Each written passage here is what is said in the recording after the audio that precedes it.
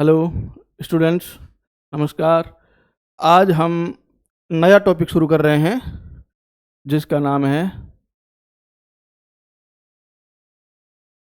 Menstruation, यानी हिंदी में इस टॉपिक का नाम क्या है? क्षेत्र मिति। ठीक है ना। ये बहुत ही इम्पोर्टेंट टॉपिक है। ऐसा कोई एग्ज़ाम नहीं है जिसमें इस टॉपिक से क्वेश्चन पूछा नहीं जाता है। लगभग हर एग्ज़ाम में इस टॉपिक से क्वेश्चन पूछा जाता है। ये टॉपिक हम आज शुरू कर रहे हैं। बहुत ही इम्पोर्टेंट टॉपिक है और बिल्कुल आसान भाषा में बिल्कुल कॉन्सेप्ट सिखाऊंगा मैं आपको। ट्रिकें नहीं रटवाऊंगा और ट्रिकें हमको रटनी भी नहीं है। ठीक है ना।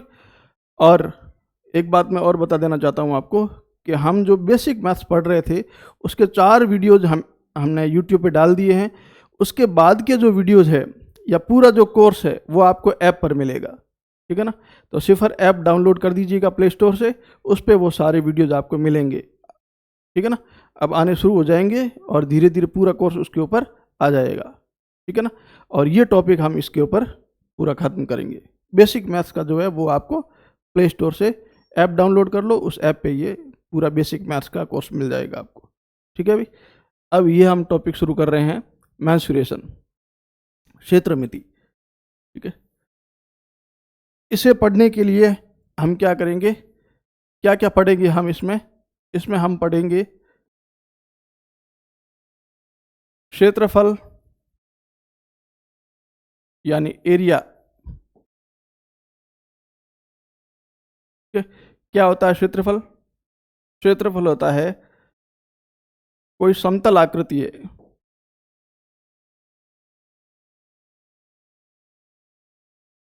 किसी समतल आकृति, किसी समतल या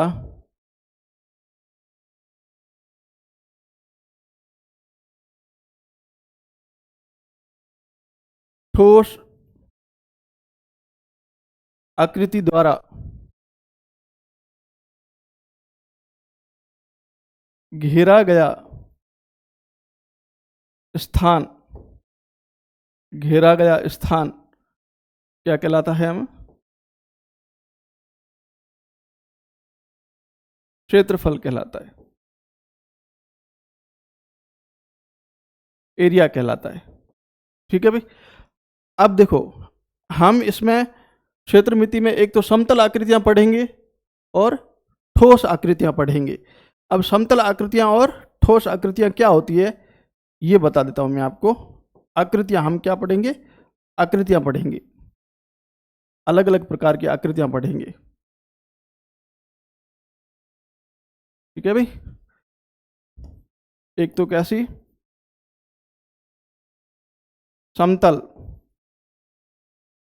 यानी प्लेन। दूसरी पढ़ेंगे हम ठोस यानी सॉलिड।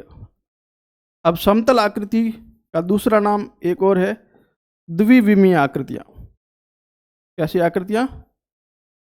द्विविमीय, और इसको शॉर्ट में 2D कहेंगे, 2 डायमेंशन। ठीक है। और इसको दूसरा नाम ठोस आकृतियों का, ठोस आकृतियां होती है त्रिविमीय होती है। कैसी होती है? त्रिविमीय।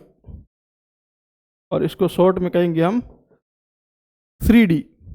इसको शॉर्ट में हम क्या कहेंगे? 3D। अब ये होता क्या है? द्विविमीय और त्रिविमीय होता क्या है?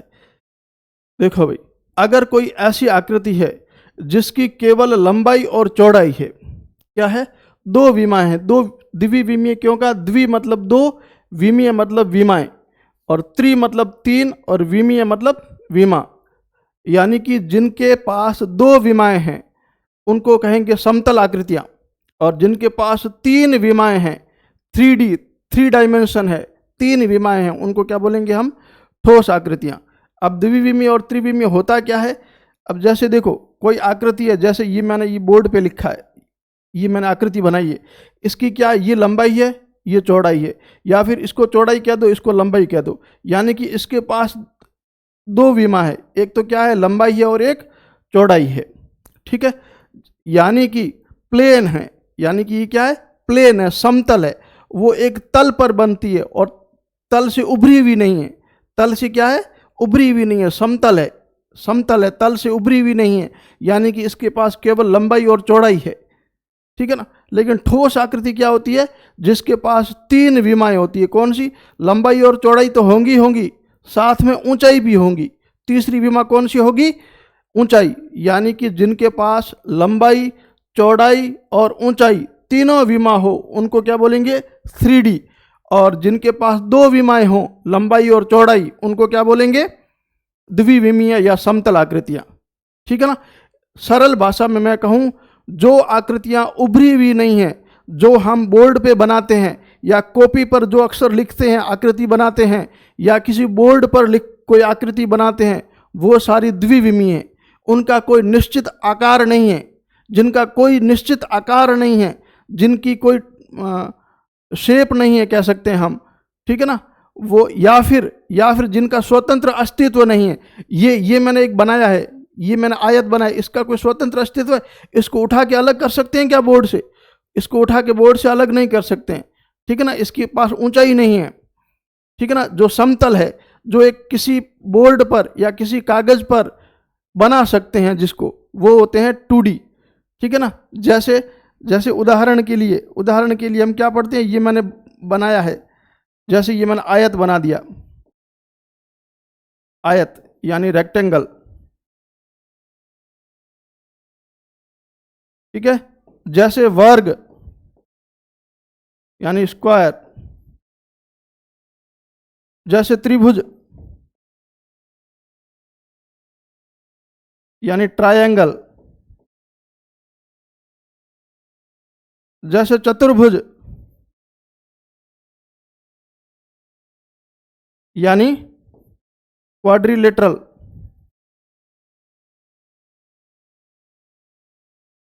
जैसे बहुभुज कह सकते हैं हम,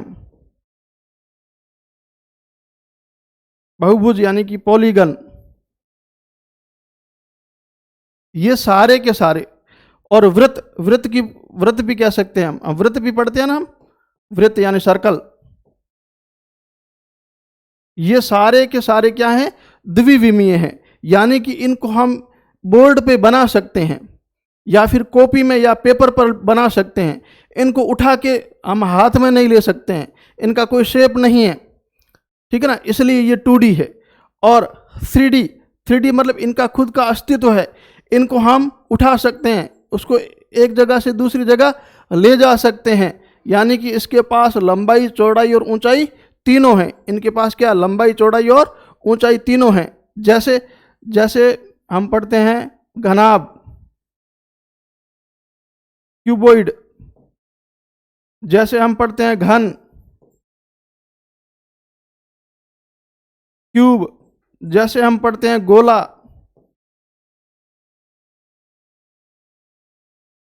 स्फेयर, जैसे हम पढ़ते हैं शंकु,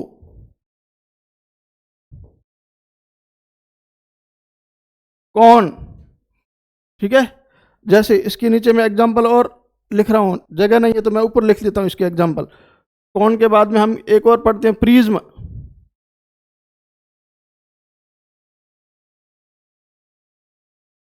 जैसे हम पढ़ते हैं पिरामिड,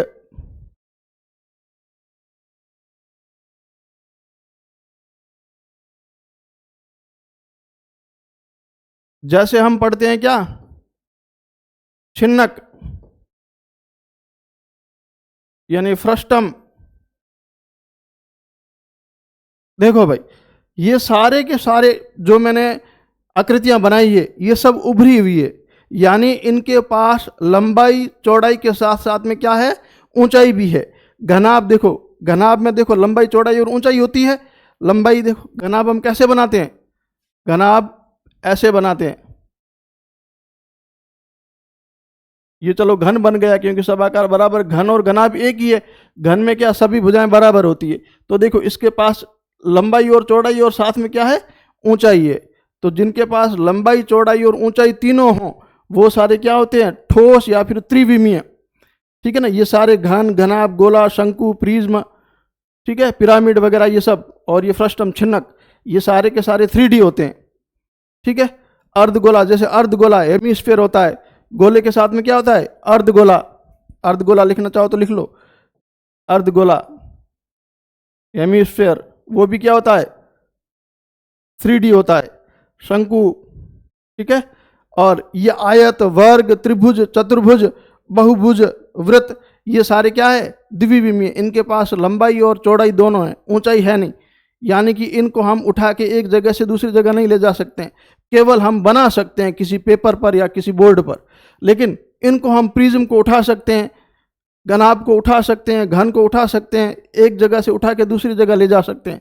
क्यों? क्योंकि इनका निश्चित आकार और आकृति है, ये ठोस है, इनके पास लंबाई, चौड़ाई और ऊंचाई तीनों हैं। ठीक है ना, तो इसका मतलब ये समतल कौन से होंगे, 2D वाले, और ठोस आकृतियां कौन सी होगी, 3D वाले। यानी कि ऐसी आकृतियां जो 2D हो या फिर 3D हो, वो जितना स्थान घेरती है, वो जहां पर है, जहां पर हम रखते हैं उनको, और वो जितना स्थान घेरती है, जितना स्थान उन्होंने घेरा है, वो सारा का सारा स्थान क्या कहलाता है, क्षेत्रफल कहलाता है। ठीक है भाई, आगे अगर लिखना चाहो तो इसमें लिख लो आप। आकृतियों में हमने क्या, एक समतल आकृति पढ़ा यानी 2D पढ़ा, और एक हमने ठोस आकृति यानी 3D पढ़ा। याद रखने के लिए लिख लो, इनमें लंबाई व चौड़ाई दो विमाएं होती है।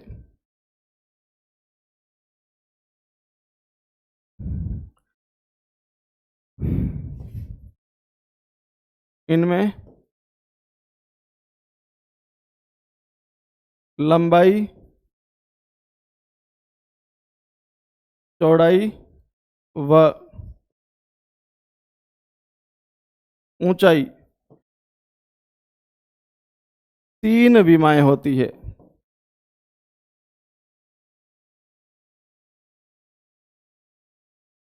ठीक है ना, या फिर और याद रखना चाहो तो इन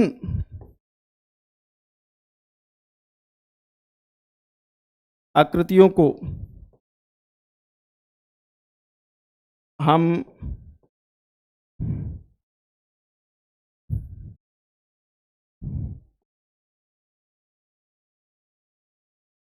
केवल पेपर पर बना सकते हैं। ठीक है ना,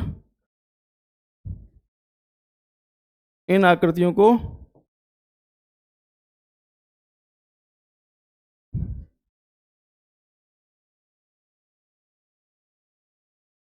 एक स्थान से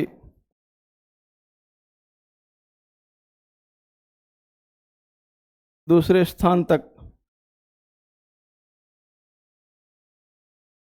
ले भी जा सकते हैं।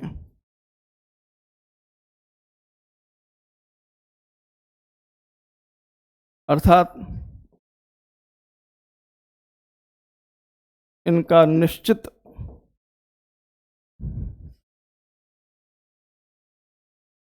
आकार व निश्चित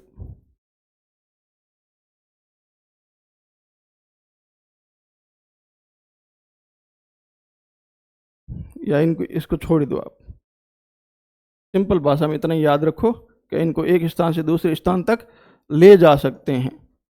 ठीक है, और इन्हें नहीं ले जाया जा सकता है। ठीक है, उदाहरण में मैंने बहुत सारे आपको एग्जाम्पल लिखा दिए हैं। ठीक है, अब क्षेत्रफल मैंने क्या बताया, क्षेत्रफल क्या होता है, किसी समतल आकृति या फिर ठोस आकृति के द्वारा जो स्थान घेरा जाता है उसको क्या कहा जाता है, क्षेत्रफल कहा जाता है। ये सारे एग्जाम्पल है।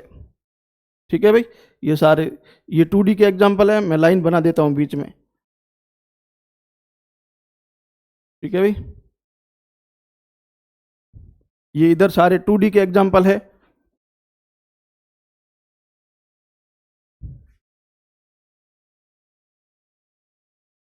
और ये सारे 3D के एग्जाम्पल है। ठीक है, अब प्रश्न आपसे पूछा जा सकता है, कभी कभार रीजनिंग में या फिर मैथ्स में भी क्वेश्चन पूछा जा सकता है। क्या क्वेश्चन क्या पूछा जा सकता है? जैसे मैं आपको एक क्वेश्चन दूं, क्वेश्चन निम्न में से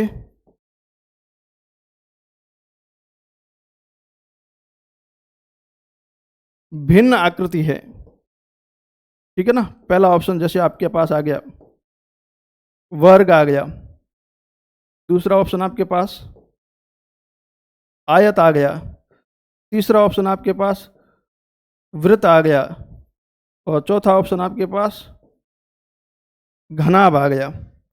ठीक है ना, ऐसे आपके पास अगर ऑप्शन है, ठीक है, ये ऑप्शन दे रखे हैं, निम्न में से भिन्न आकृति है, इन चारों में से भिन्न आकृति कौन सी है? तो आप देखोगे वर्ग, आप दिमाग लगाओगे, क्या वर्ग ऐसे बनता है, आयत भी ऐसे बनता है, और घनाभ ऐसे बनता है, और वृत्त ऐसे बनता है। तो आप दिमाग लगाओगे, देखो ये तो तीनों एक जैसे दिख रहे हैं, सीधी लाइनें, और ये गोल है, इसका मतलब उत्तर क्या होगा? वृत्त। और आप सीधे गलत उत्तर करके आ जाओगे। सीधे क्या करके आ जाओगे? आप वृत्त, आप अपने दिमाग से करोगे तो वृत्त उत्तर करोगे, क्योंकि वृत्त गोल है और बाकी क्या है? सीधी लाइनें हैं, तो आप वृत्त उत्तर करोगे, लेकिन वृत्त क्या है? गलत है। क्यों? क्योंकि वर्ग, आयत और वृत्त ये 2D है, मैंने बताया था ये 2D है, इनके पास केवल लंबाई और चौड़ाई है, ये 2D आकृतियां हैं। और ये घनाभ क्या है? 3D आकृति है, इसलिए घनाभ इन चारों से क्या है? भिन्न आकृति है। ये 3D है, इसके पास लंबाई चौड़ाई और ऊंचाई है, इसके पास लंबाई चौड़ाई है, इसके पास लंबाई चौड़ाई है, और इसके पास भी लंबाई चौड़ाई है, इसलिए चारों में से भिन्न कौन है? घनाभ है। ठीक है भाई, क्षेत्रफल समझ में आ गया, 2D और 3D समझ में आ गया होगा। ठीक है, नेक्स्ट एक चीज हम और पढ़ेंगे इसमें, परिमाप, जिसको इंग्लिश में बोलते हैं पेरीमीटर। क्या होता है? किसी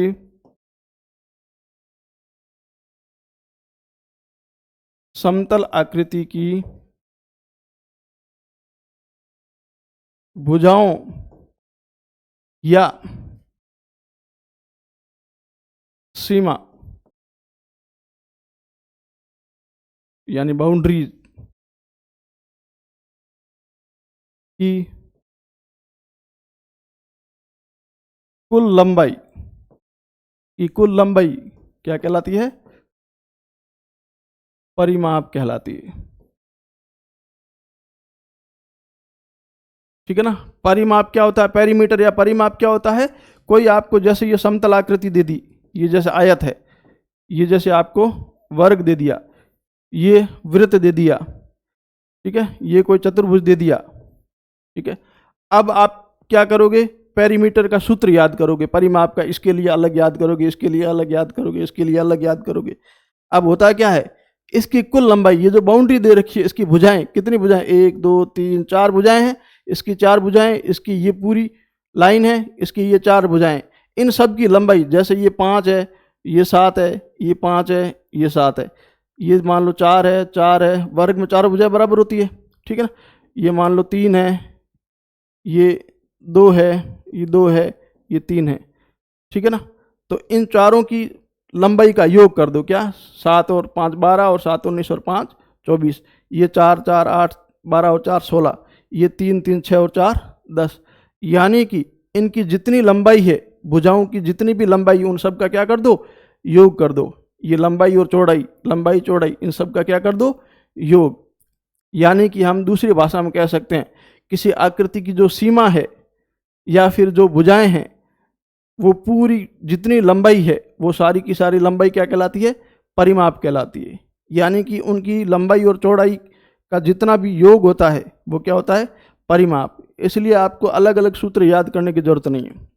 ठीक है ना, सूत्र भी कैसे आते हैं वो भी मैं बता दूंगा, लेकिन परिमाप आते ही आपके दिमाग में ये आना चाहिए, परिमाप का मतलब है किसी भी आकृति की जो भुजाएं हैं, उन सब की लंबाइयों का योग, उन सब की लंबाइयों को जोड़ दो तो क्या आ जाएगा?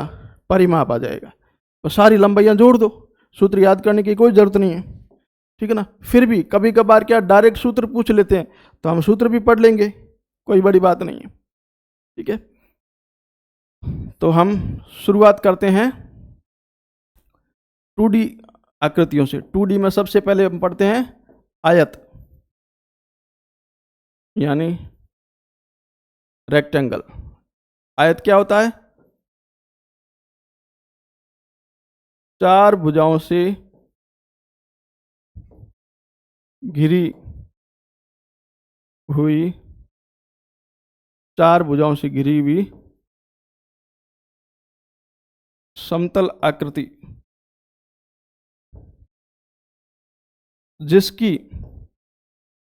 जिसकी क्या? पहला, आमने सामने की भुजाएं समान। पहला तो क्या? आमने सामने की भुजाएं समान होनी चाहिए। दूसरी, प्रत्येक कोण 90 डिग्री यानी समकोण होता है, ठीक है। रेक्टेंगल आयत क्या होता है? 4 भुजाएं होती है, देखो 1 2 3 4। 4 भुजाओं में क्या? आमने सामने की, यानी ये और ये दोनों भुजाएं समान होगी, ये और ये समान होगी। यानी कि अगर ये 5 सेंटीमीटर है तो ये भी कितनी होगी? 5 सेंटीमीटर। इसके सामने है तो आमने सामने की भुजाएं समान होगी। अगर ये मान लो 8 सेंटीमीटर है तो ये भी कितनी होगी? 8 सेंटीमीटर, क्योंकि आमने सामने की भुजाएं क्या होती है? समान होती है। और प्रत्येक कोण, इसमें कोण कितने? 1 2 3 4, 4 कोण है। चारों के चारों कोण, प्रत्येक कोण कितना होगा? 90 डिग्री का होगा। प्रत्येक कोण कितना डिग्री का होगा? 90 डिग्री का होगा। ये बात हमें ध्यान रखनी है। आमने सामने की भुजाएं समान होती है और प्रत्येक कोण कितना होता है? 90 डिग्री का होता है आयत में, ठीक है भाई। आगे,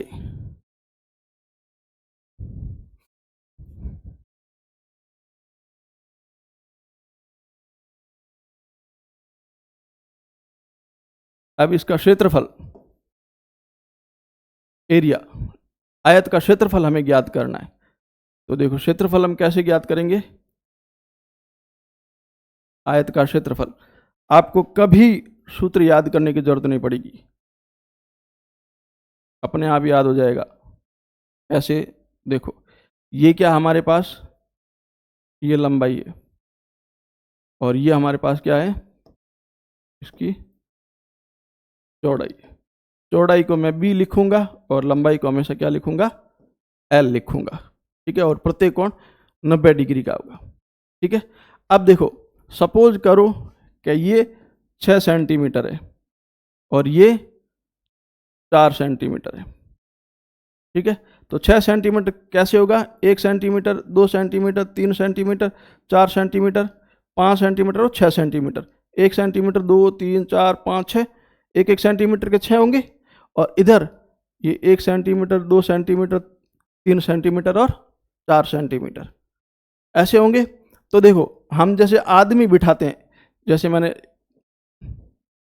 ये 6 आदमी बिठा दिए, 3 5 और 6, और इधर मैंने 4 बिठा दिए, इधर मैंने 4 आदमी बिठा दिए और इधर 6।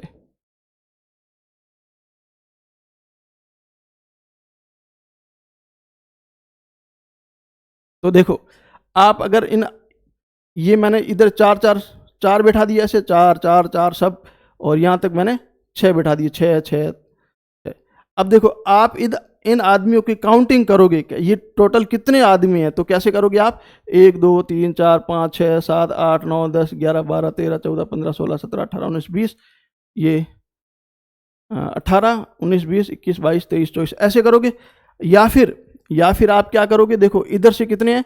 1 2 3 4, और इधर से कितने हैं? 1 2 3 4 5 6, यानी ऊपर कितने हैं? ऊपर से नीचे 4, बाएं से दाएं कितने हैं? 6। 4 और 6 का गुणा करोगे तो क्या आ जाएगा? 24 आ जाएगा। और हम गिनते हैं तो भी कितने आते हैं, 24 आते हैं। हम गिनते हैं तो भी 24 आते हैं। इसका मतलब आपने जो लंबाई में जितने थे उनको और चौड़ाई में जितने थे उनको गुणा कर दिया तो क्या आ गया, टोटल आदमी आ गए। तो आप ऐसे ही समझो ना, ये एक आदमी है, ये दूसरा, ये तीसरा, ये चौथा, ये पांचवा और ये छठा आदमी। इधर भी ये पहला आदमी, ये दूसरा आदमी, ये तीसरा आदमी और ये चौथा आदमी। यानी कि इधर ये कितने आदमी हैं, 4, और इधर ये कितने हैं, 6। गुणा करेंगे तो कितना आ जाएगा, 64 सेंटीमीटर है। तो क्षेत्रफल का स्क्वायर सेंटीमीटर स्क्वायर हो जाएगा। क्षेत्रफल का जो इकाई होती है वो स्क्वायर में होती है।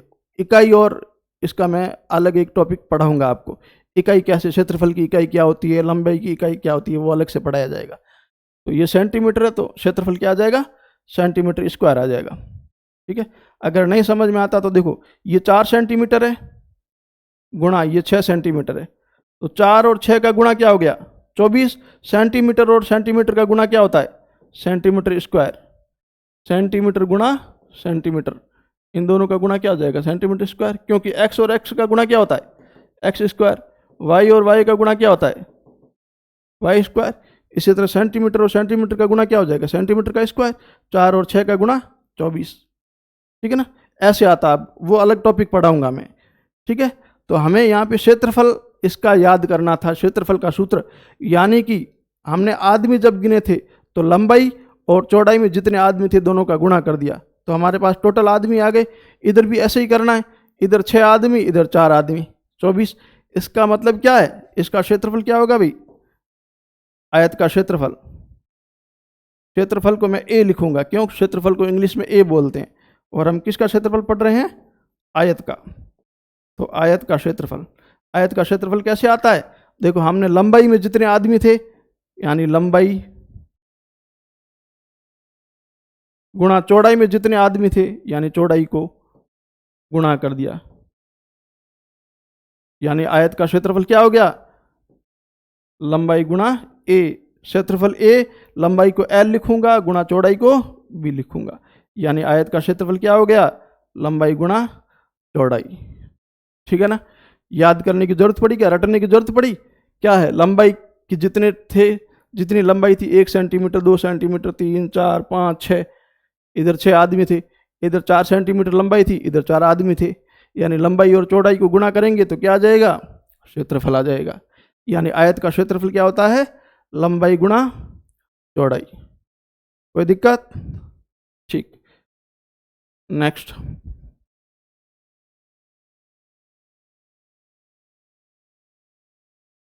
आयत का परिमाप। परिमाप को इंग्लिश में बोलते हैं पेरीमीटर। ठीक है। अब देखो ये आयत है, ये इसकी लंबाई है, ये लंबाई एल है तो ये भी एल होगी, ये चौड़ाई बी है तो ये भी बी होगी।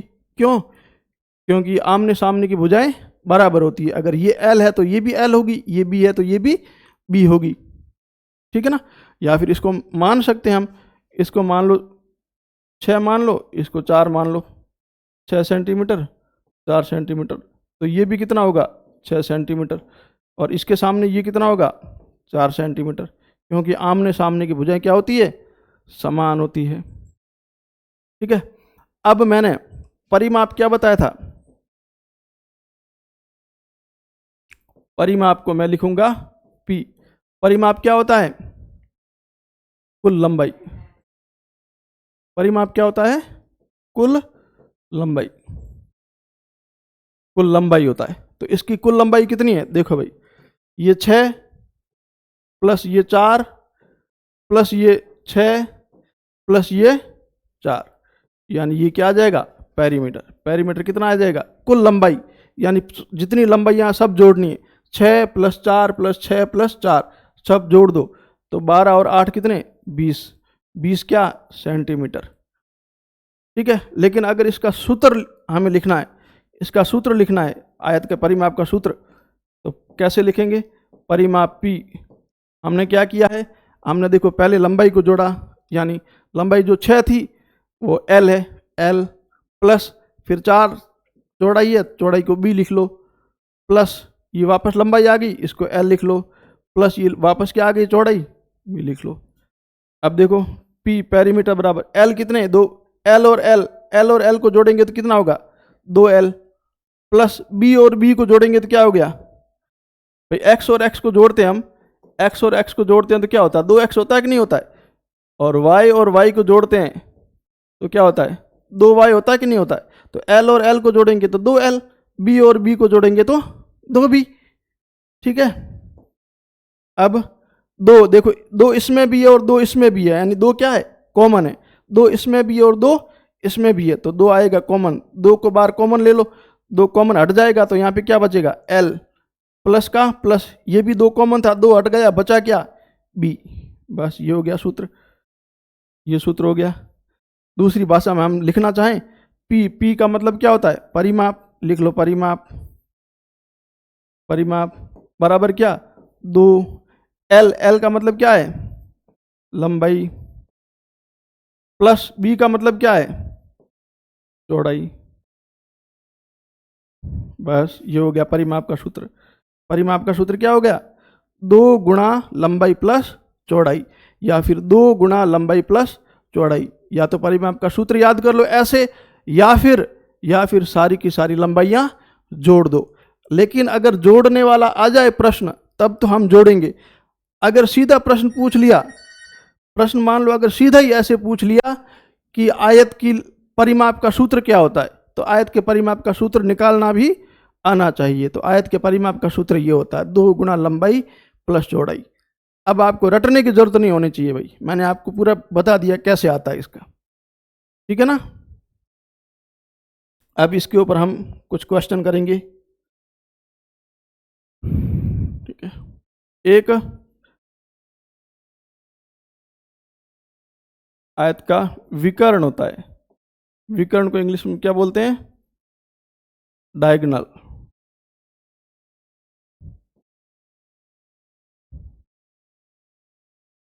विकर्ण क्या होता है, आमने सामने वाले शीर्ष को मिलाने वाली, ये देखो, या फिर ये,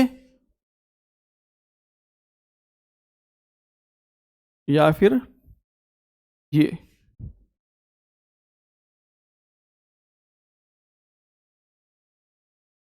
विकर्ण क्या होता है, आमने सामने वाले शीर्ष, ये इसका शीर्ष है, ये भी शीर्ष है, ये भी शीर्ष है, ये भी शीर्ष है, लेकिन इसके सामने वाला शीर्ष कौन सा है, ये, और इसके सामने वाला शीर्ष कौन सा है, ये। तो आमने सामने वाले शीर्ष को मिलाने वाली जो भुजा होती है उसको क्या बोलते हैं, विकर्ण बोलते हैं। ये भी देखो, ये वाले शीर्ष है और ये वाले शीर्ष है, तो दोनों ही क्या है, विकर्ण है। यानी विकर्ण क्या होता है, आमने सामने वाले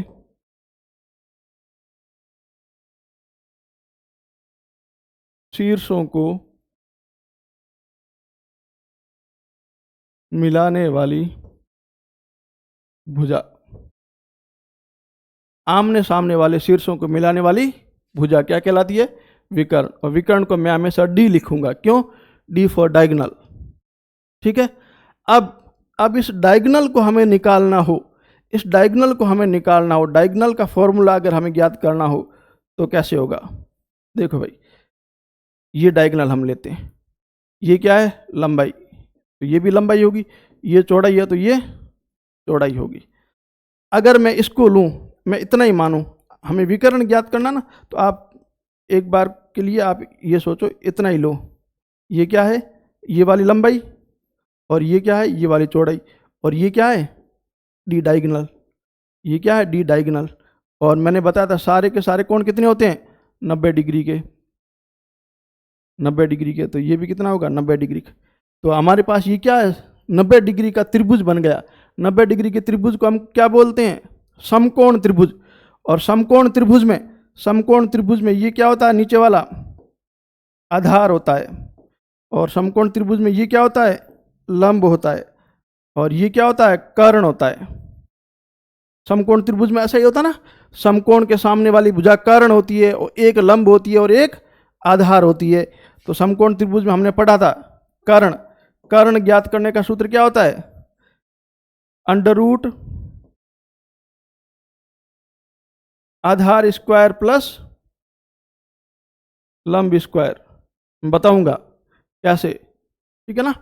बताऊंगा मैं कैसे, अलग से पढ़ेंगे हम जब समकोण त्रिभुज तब। कर्ण, यहाँ पे कर्ण क्या है, यहाँ पे कर्ण, इस आयत के अंदर कर्ण क्या है, विकर्ण है। यही तो कर्ण है, ये त्रिभुज का कर्ण है, वो आयत में क्या है, विकर्ण है।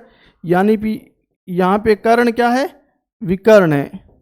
विकर्ण यानी डी बराबर आधार, आधार यहाँ पे क्या है, लंबाई। आधार क्या है यहाँ पे, देखो आधार, आधार हमने किसको माना है, एल को। आधार यहाँ पे क्या है, लंबाई, लंबाई का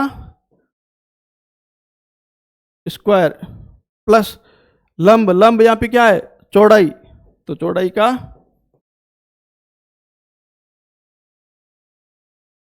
स्क्वायर।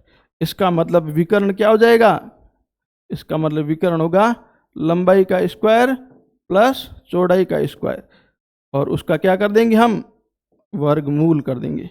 उसका क्या कर देंगे हम, वर्गमूल कर देंगे। तो हमारे पास क्या आ जाएगा, विकर्ण आ जाएगा। कोई दिक्कत,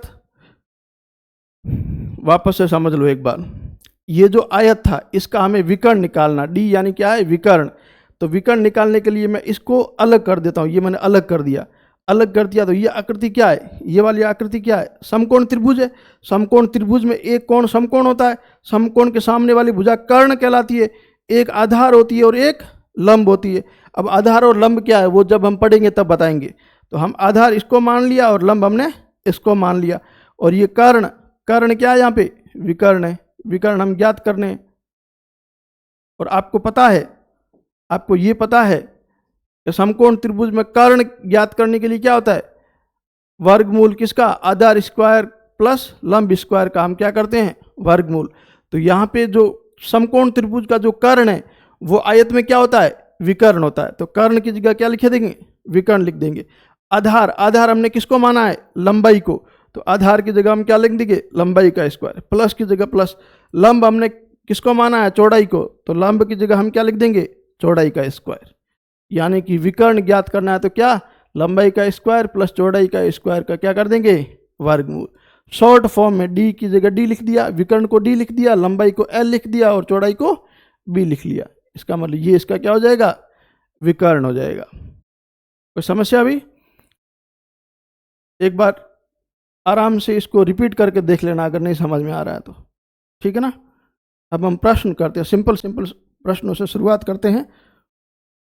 सिंपल प्रश्न से हम करते हैं शुरुआत, ठीक है।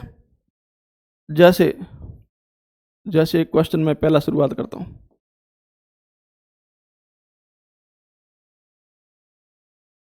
एक आयत की लंबाई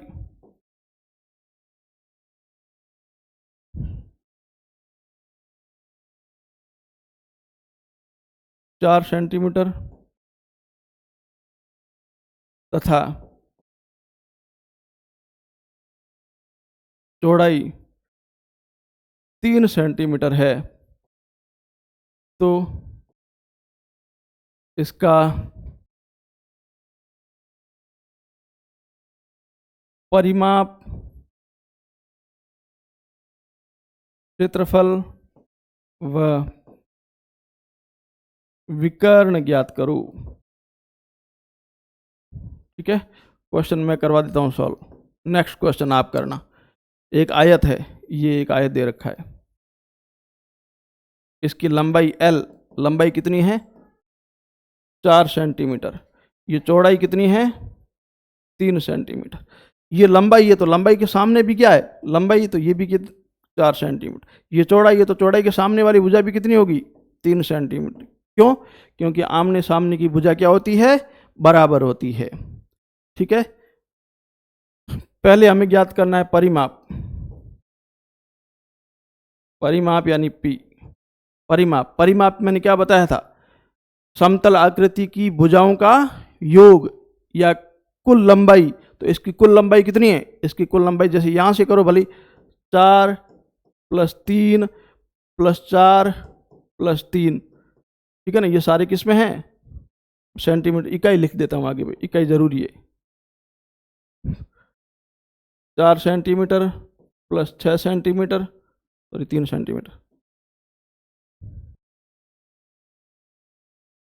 3 centimetre plus 4 centimetre plus 3 centimetre, कितना हो जाएगा? 8 और 6 14 सेंटीमीटर। परिमाप क्या आ गया? 14 सेंटीमीटर। ऐसे करो, कुल लंबाई को जोड़ो तो भी परिमाप आ जाएगा, नहीं तो परिमाप का फॉर्मूला क्या होता है? 2 गुणा लंबाई प्लस चौड़ाई। तो परिमाप क्या हो जाएगा? 2 गुणा लंबाई कितनी है? 4 सेंटीमीटर प्लस चौड़ाई कितनी है? 3 सेंटीमीटर। तो परिमाप कितना आ जाएगा? 2 गुणा 3 और 4 कितना? 7 सेंटीमीटर। अब देखो, कोष्ठक कोष्ठक के बाहर और कोष्ठक के अंदर जो संख्या और कोष्ठक के बाहर हो तो इनके बीच में क्या होता है? गुणा होता है। तो 2 और 7 का गुणा कितना हो जाएगा? 14 सेंटीमीटर। चाहे आप फॉर्मूले से करो तो भी 14 सेंटीमीटर आएगा, और बेसिक मेथड से करो तो भी आएगा, तो 14 ही सेंटीमीटर। क्षेत्रफल, आयत का क्षेत्रफल ज्ञात करना है। क्षेत्रफल मैंने क्या बताया था? लंबाई गुणा चौड़ाई। तो क्षेत्रफल कितना आ जाएगा? लंबाई है 4 गुणा चौड़ाई है 3, कितना हो जाएगा? 4 3 12 सेंटीमीटर स्क्वायर। इकाई लिख देता हूँ मैं साथ में। लंबाई है 4 सेंटीमीटर गुणा चौड़ाई है 3 सेंटीमीटर। तो क्षेत्रफल आ जाएगा 4 और 3 का गुणा 12 सेंटीमीटर, और सेंटीमीटर का गुणा क्या हो जाएगा? Centimetre square. फिर आगे विकर्ण। विकर्ण क्या होता है? लंबाई का स्क्वायर प्लस चौड़ाई का स्क्वायर, और इन दोनों का क्या कर देंगे हम? विकर्ण को लिखूंगा डी से। दोनों का क्या कर देंगे हम? Under root. लंबाई कितनी है? 4, तो 4 का स्क्वायर, लंबाई 4 है ना, तो 4 का स्क्वायर कर देंगे, प्लस चौड़ाई कितनी है? 3, तो 3 का स्क्वायर, और इन दोनों को क्या करना है? अंडर रूट करना है। तो क्या हो जाएगा? अंडर रूट लिख दो। 4 का स्क्वायर कितना होता है? 16, प्लस 3 का स्क्वायर, 3 का स्क्वायर कितना होता है? 9। 16 और 9 कितने होते हैं? 25। 16 और 9 कितने होते हैं? 25। और 25 का अंडर रूट करना, और 25 का अंडर रूट कितना होता है? 5। तो विकर्ण कितना आ जाएगा भाई? 5 सेंटीमीटर। विकर्ण कितना आ जाएगा भाई? 5 सेंटीमीटर। अब देखो, स्क्वायर कैसे आता है, स्क्वायर रूट कैसे आता है, ये सारी बेसिक मैथ्स की क्लासेज है। बेसिक मैथ्स में ये सब सिखाया जाएगा, ठीक है ना। इसलिए प्ले स्टोर से ऐप डाउनलोड करके बेसिक मैथ्स पूरा पढ़ लेना, तो ये सब समझ में आ जाएगा कि स्क्वायर कैसे होता है और स्क्वायर रूट या वर्गमूल कैसे होता है, ठीक है ना। ये सारी बेसिक चीज़ें उसमें पढ़ाई जाएगी।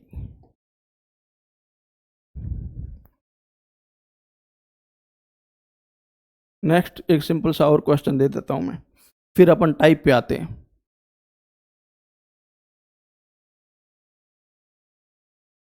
एक आयत की लंबाई 12 सेंटीमीटर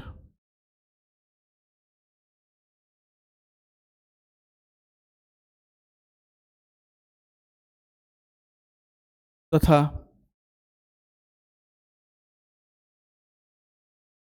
चौड़ाई 5 सेंटीमीटर है, तो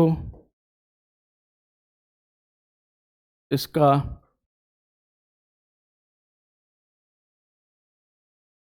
परिमाप, क्षेत्रफल तथा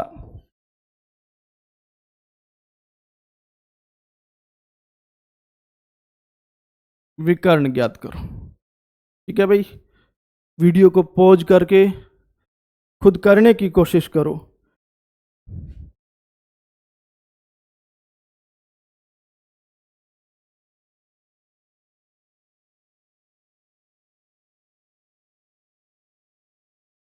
ठीक है, किया है तो अच्छी बात है, नहीं तो देखो मैं करवा देता हूँ। ये आयत की लंबाई L कितनी है? 12 सेंटीमीटर। चौड़ाई B कितनी है? 5 सेंटीमीटर। ठीक है, हमें क्या ज्ञात करना है? परिमाप ज्ञात करना है। परिमाप P क्या होता है? सभी लंबाइयों का योग। अगर ये 12 है तो ये भी कितना होगा? 12 सेंटीमीटर। ये 5 है तो ये भी कितना होगा? 5 सेंटीमीटर।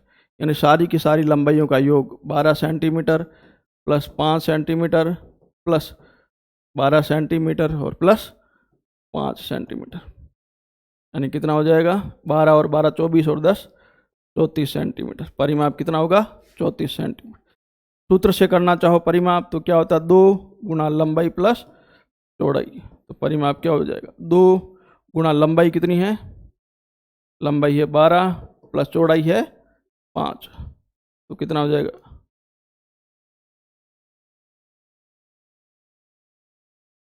2 गुना 12 और 5 कितना? 17, 17 दूनी 34 सेंटीमीटर। ठीक है भाई। क्षेत्रफल, ये क्षेत्रफल क्या होता है? लंबाई गुणा चौड़ाई। क्षेत्रफल लंबाई है 12 सेंटीमीटर गुणा चौड़ाई है 5 सेंटीमीटर, तो क्षेत्रफल कितना हो जाएगा? 12 और 5 का गुना कितना हो जाएगा? 60 सेंटीमीटर, और सेंटीमीटर का गुना क्या हो जाएगा? सेंटीमीटर का स्क्वायर। क्षेत्रफल कितना होगा? 60 सेंटीमीटर स्क्वायर। विकर्ण, विकर्ण डी कैसे आता है? लंबाई का स्क्वायर प्लस चौड़ाई का स्क्वायर, और इन दोनों का क्या करेंगे? वर्गमूल। लंबाई कितनी है? 12, तो 12 का स्क्वायर प्लस चौड़ाई कितनी है? 5, तो 5 का स्क्वायर। डी क्या हो जाएगा?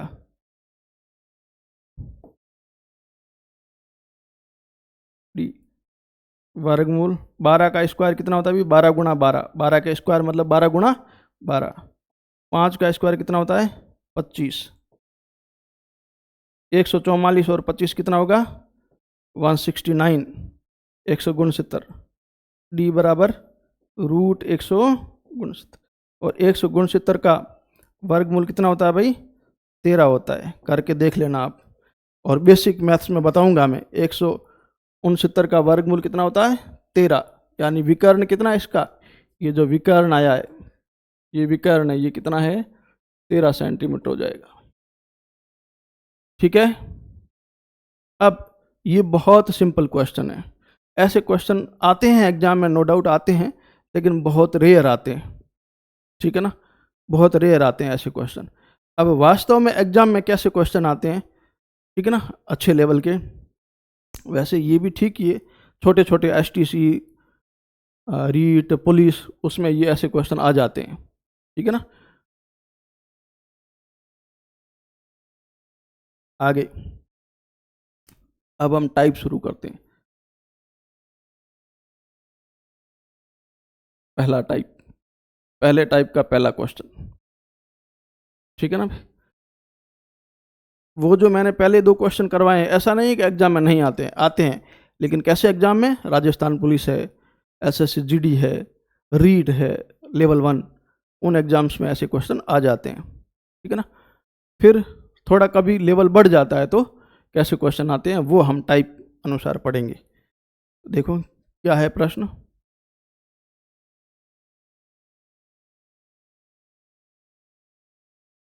एक आयताकार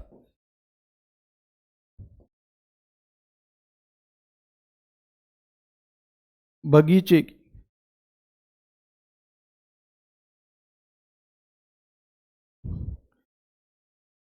लंबाई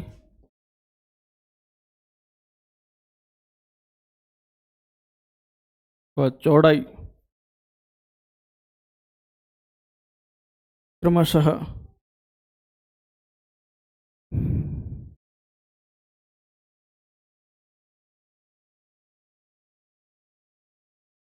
160 सेंटीमीटर तथा 160 मीटर, सॉरी, 160 मीटर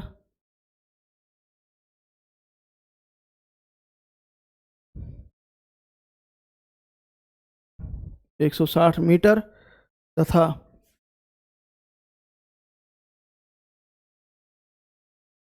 45 मीटर है।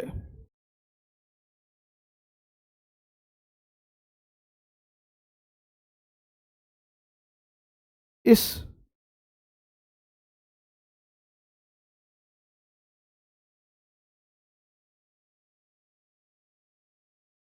बगीचे के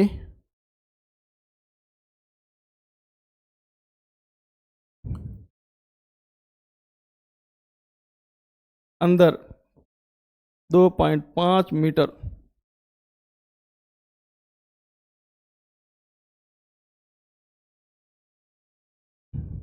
चौड़ा रास्ता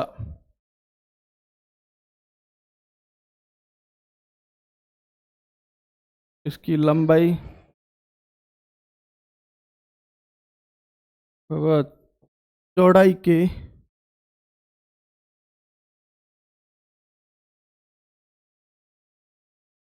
समांतर है।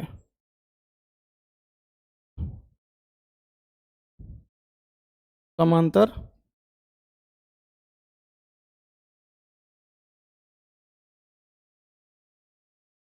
चारों तरफ है।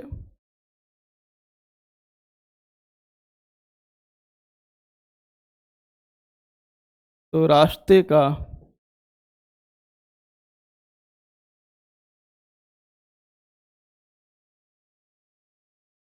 क्षेत्रफल ज्ञात करो। ठीक है भाई, तो रास्ते का क्षेत्रफल ज्ञात करो। ठीक है, प्रश्न क्या कह रहा है समझो अच्छी तरीके से। ठीक है, क्या कह रहा है, एक आयताकार बगीचा है। ये एक आयताकार बगीचा है। ये का क्या है, आयताकार बगीचा है। ठीक है भाई, अब क्या कह रहा है, थोड़ा डायग्राम बड़ा बना लेता हूं।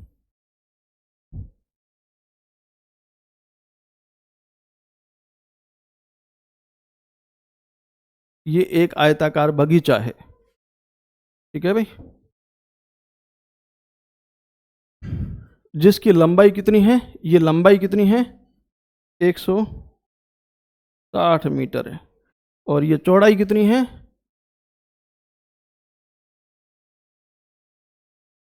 45 मीटर है।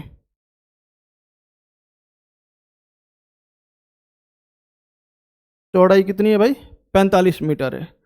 फिर क्या कह रहा है, इस बगीचे के अंदर की तरफ 2.5 मीटर चौड़ा रास्ता इसकी लंबाई और चौड़ाई के समांतर चारों तरफ है।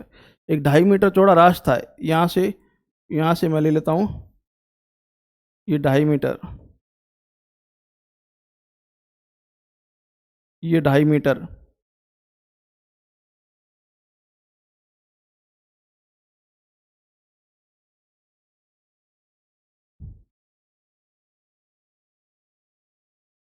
ये 2.5 मीटर, ये 2.5 मीटर चौड़ा रास्ता क्या है इसके अंदर की तरफ है। ये ऐसे, ये रास्ता है अंदर की तरफ।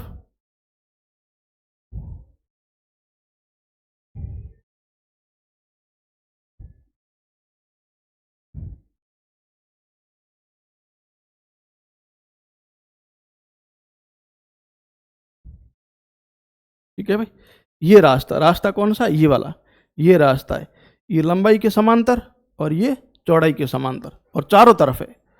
लंबाई और चौड़ाई के समांतर क्या है, चारों तरफ है। तो ये देखो 2.5 मीटर लंबाई के समांतर है, ये इधर भी लंबाई के समांतर है, ये चौड़ाई के समांतर है, और ये चौड़ाई के समांतर है, और चारों तरफ क्या है, रास्ता है। और उस रास्ते की चौड़ाई कितनी है 2.5 मीटर, 2.5 मीटर चौड़ा रास्ता। ये रास्ता यहाँ से 2.5 मीटर है, 2.5 मीटर है, 2.5 मीटर है, और 2.5 मीटर है। ठीक है भाई, ये 2.5 मीटर, 2.5 मीटर, 2.5 मीटर। अब क्या कह रहा है, तो इस रास्ते का क्षेत्रफल ज्ञात करो। प्रश्न पूछ रहा है, ये जो रास्ता है ना, इस रास्ते का क्षेत्रफल ज्ञात करना है। इसका ये दे रखा है, इसकी लंबाई दे रखी है 160 मीटर, इसकी दे रखी है, ये देखो यहाँ से लगाकर ये 160 मीटर है, यहाँ से लगाकर ये कितना है 45 मीटर है। तो बाहर वाला ये आयत हो गया। अब देखो, जैसे ही हमने एक रास्ता बनाया तो आयत कितने बन गए, 2। ये बाहर वाला बड़ा आयत और अंदर वाला छोटा आयत, आयत 2 बन गए ना। आयत हमारे पास कितने बन गए, 2 बन गए। ठीक है, ये बाहर वाला बड़ा आयत और अंदर वाला छोटा आयत। कैसे, जैसे ही हमने रास्ता बनाया तो हमारे पास 2 आयत आ गए, बाहर वाला आयत और अंदर वाला आयत। तो बाहर वाले आयत की लंबाई और चौड़ाई हमारे पास है, अंदर वाले आयत की लंबाई और चौड़ाई ज्ञात करो। अंदर वाला आयत ये, इसकी लंबाई ये यहाँ से यहाँ तक है। तो देखो ये टोटल कितनी थी 160, 160 में से 2.5 और 2.5 कितना 5, 160 में से 5, 160 थी ना, ये यहाँ से लगाकर ये यहाँ तक 160 थी, 160 में से ये मार्ग 2.5 मीटर मार्ग इधर चला गया और 2.5 मीटर इधर चला गया, तो टोटल कितना 5 मीटर, 5 चला गया तो ये लंबाई कितनी बचेगी 155 मीटर। ये लंबाई कितनी 155 मीटर। अगर ये 155 है तो इसके सामने भी क्या होगी 155, क्योंकि आयत है। तो चौड़ाई कितनी होगी, चौड़ाई देखो पहले कितनी थी 45 थी, यहाँ से लगाकर यहाँ तक 45 थी। अब 2.5 मीटर रास्ता आ गया, इधर भी 2.5 मीटर रास्ता आ गया, 2.5 और 2.5 कितना 5। इस 45 में से ये 5 घटा दो तो ये चौड़ाई कितनी हो जाएगी, यहाँ से लगाकर यहाँ तक ये चौड़ाई कितनी हो जाएगी 40 मीटर, क्योंकि पहले 45 थी। 45 में से 2.5 और 2.5 5 घटा देंगे तो ये चौड़ाई कितनी हो जाएगी 40 मीटर। यानी कि अंदर वाले आयत की चौड़ाई है 40 मीटर और बाहर वाले की है 45 मीटर। अंदर वाले आयत की लंबाई है 155 मीटर और बाहर वाले की है 160 मीटर। तो ये चौड़ाई आ गई तो ये भी आ जाएगी, क्योंकि आयत की आमने सामने की भुजाएं बराबर होती है। ये लंबाई 155 आ गई तो ये भी 155 होगी, सीधी सी बात है। अब हमारे पास दोनों आयत की लंबाई और चौड़ाई आ गई, बाहर वाले आयत की लंबाई चौड़ाई आ गई और अंदर वाले आयत की भी लंबाई चौड़ाई आ गई। अब देखो, अब मुझे इस रास्ते का क्षेत्रफल निकालना है। इस रास्ते का, ये जो रास्ता है, इस रास्ते का क्षेत्रफल कैसे आएगा, इस रास्ते का क्षेत्रफल कैसे आएगा भाई। मैं आपको कहूं, ये आप समझो, ये समझो क्या है, एक ब्रेड है। ये क्या है, ब्रेड है, ठीक है। ये ब्रेड है पूरा, ये बाहर वाला ये पूरा ब्रेड है।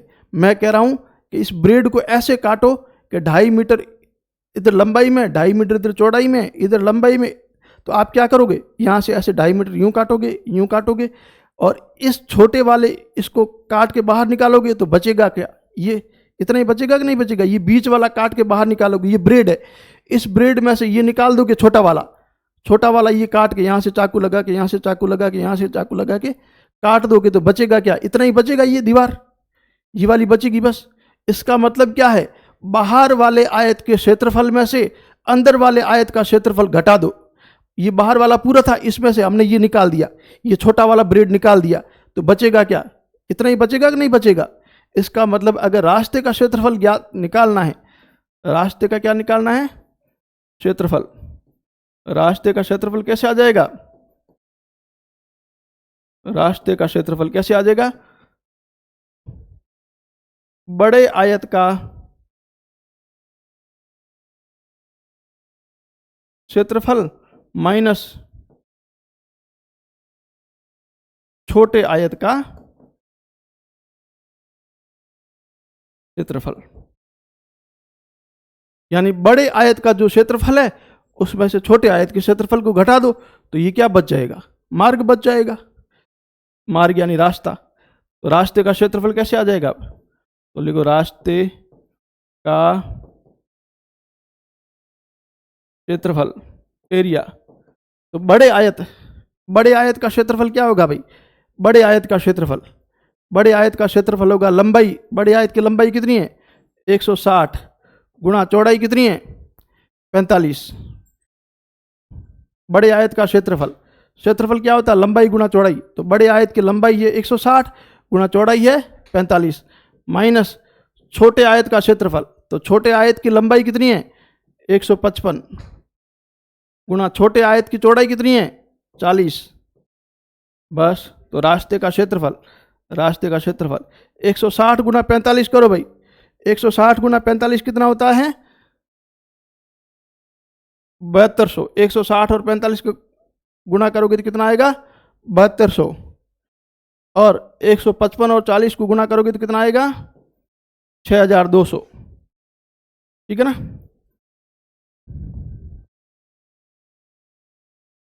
ठीक है, ये माइनस है भाई, ध्यान रखना, ये वाला माइनस है, सॉरी ये क्या है माइनस है। बड़े आयत के क्षेत्रफल में से माइनस करना है छोटे आयत का क्षेत्रफल, तो क्या आ जाएगा रास्ते का क्षेत्रफल। ये रास्ते का क्षेत्रफल बराबर बड़े आयत का क्षेत्रफल कितना आया 7200 मीटर स्क्वायर, 7200 मीटर स्क्वायर और 6200 मीटर स्क्वायर। तो रास्ते का क्षेत्रफल कितना हो जाएगा 7200 में से 6200 घटाएंगे तो कितना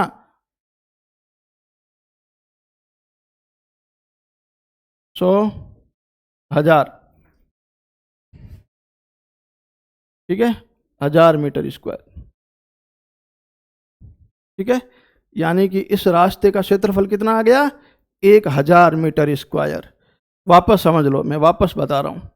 प्रश्न क्या था, एक आयताकार बगीचा है, ये एक आयताकार बगीचा था, इसकी लंबाई 160 मीटर थी, चौड़ाई 45 मीटर थी। फिर इस बगीचे के अंदर एक मार्ग बना दिया लंबाई और चौड़ाई के समांतर, कितना, 2.5 मीटर। तो कह रहा है कि इस रास्ते का क्षेत्रफल, तो रास्ते का क्षेत्रफल क्या, इस बड़े वाले आयत के क्षेत्रफल में से इस छोटे वाले क्षेत्रफल को हम घटा देंगे तो बचेगा क्या, ये वाला इतना ही बचेगा ना। इसका मतलब रास्ते का क्षेत्रफल क्या होगा, बड़े आयत का क्षेत्रफल माइनस छोटे आयत का क्षेत्रफल।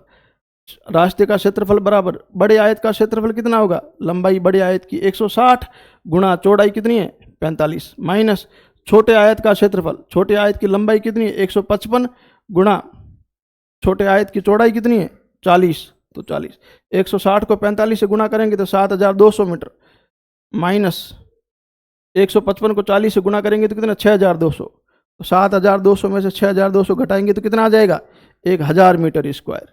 यानी कि इस रास्ते का क्षेत्रफल कितना है 1000 मीटर स्क्वायर। ठीक है भाई, कोई दिक्कत, ठीक है। अब देखो अगला एक क्वेश्चन है, मैं लिख लेता हूं, क्वेश्चन मैं लिख लेता हूं, लेकिन सॉल्व आपको खुद को करना है। अभी सॉल्व आप खुद करोगे, कल करके लाना, कल आप कर लेना, नहीं तो फिर मैं करवा दूंगा क्लास में, आप कर लेना, आपको पता चल जाएगा कि हमारा क्वेश्चन सही है कि नहीं है। क्वेश्चन देखो, टाइप यही है भाई, पहला ही टाइप चल रहा है, इस टाइप का दूसरा क्वेश्चन है। एक आयताकार पार्क की लंबाई व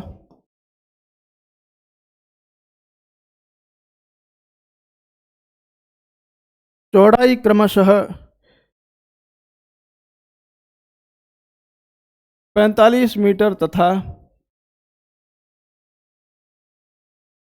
25 मीटर है, 45 मीटर तथा 25 मीटर है।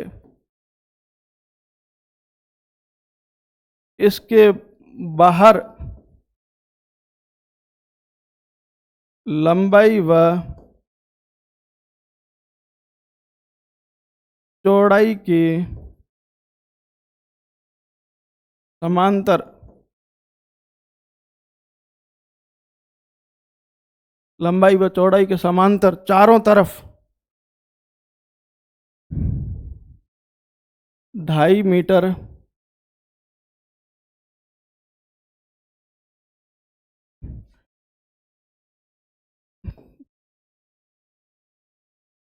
चौड़ा रास्ता है।